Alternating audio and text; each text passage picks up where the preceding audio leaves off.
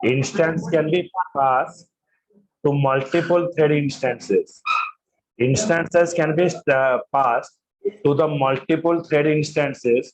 That is called as a runnable.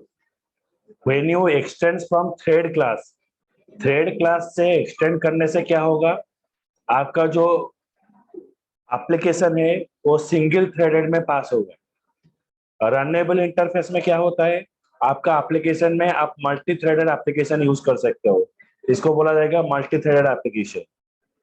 तो field are share by the multiple thread instances, instance can be pass to the multiple thread instances. Okay, तो 2 point लिखो।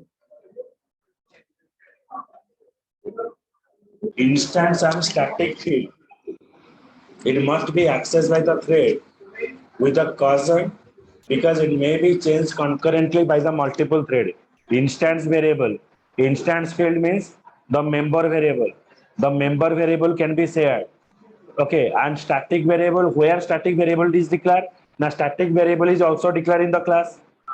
So instance और static field जो है वो value आपका sharing हो सकता है, और जो भी थ्रेड उसको यूज करेगा उसका ऑपरेशन डिफरेंट सीक्वेंसी में अलग अलग रहेगा। सपोज आप जो वेरिएबल आप यूज करोगे आप डिफरेंट सीक्वेंसी में यूज करोगे, और एक आदमी यूज करेगा वो उसके हिसाब से यूज करेगा। तो जितना थ्रेड यूज होगा उतना आप उसका ऑपरेशन अलग अलग रहेगा। Okay,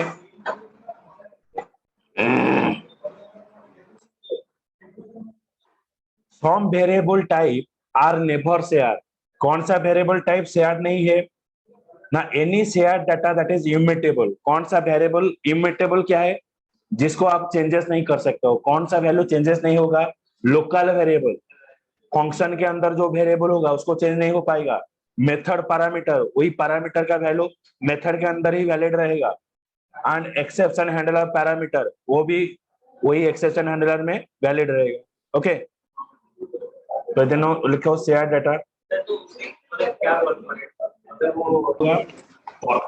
one thread may not appear to be executed in the same order by another thread.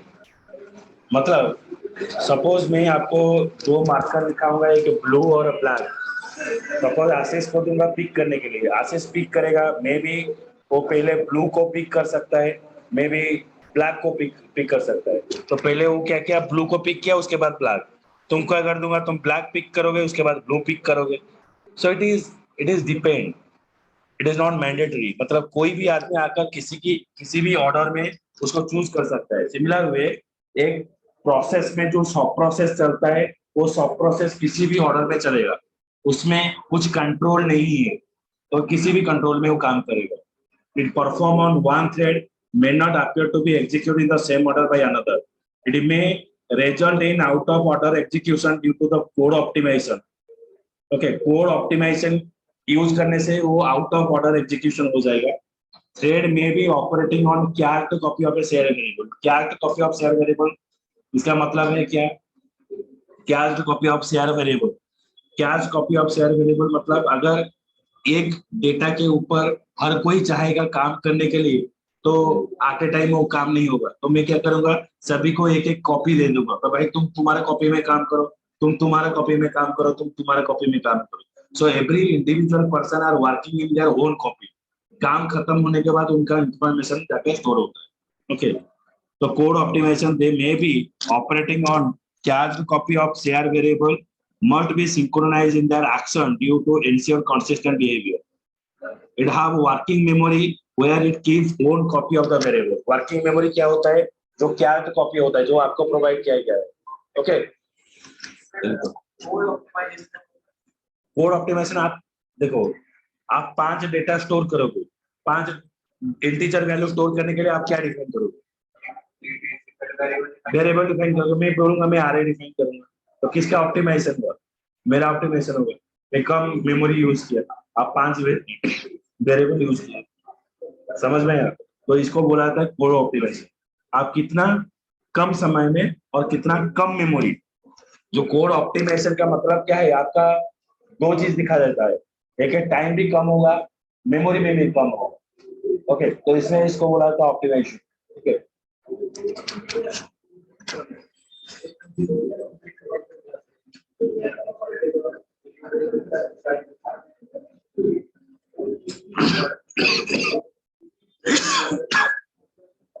इसको लिखो thread operation. Next is synchronization of a thread working memory with main memory. In synchronization, we are using volatile read or write of a variable. Volatile read and write. Volatile means the value is always changes. That is volatile.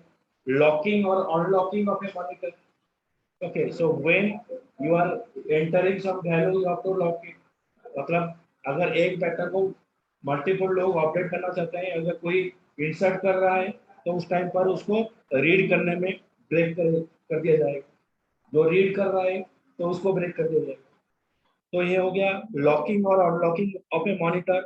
Fast and last action of A thread.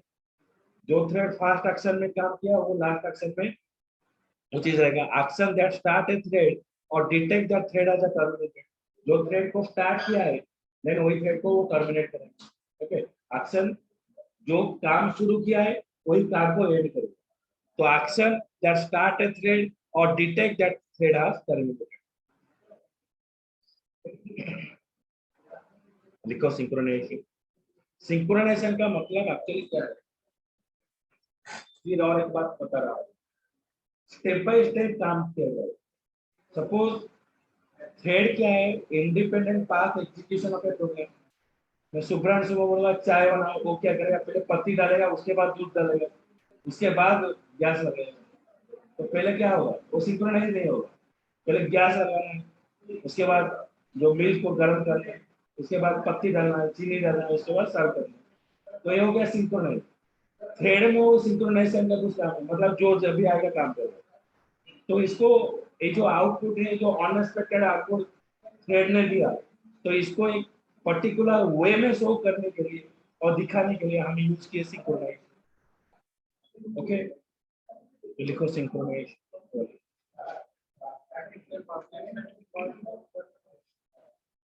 Class और object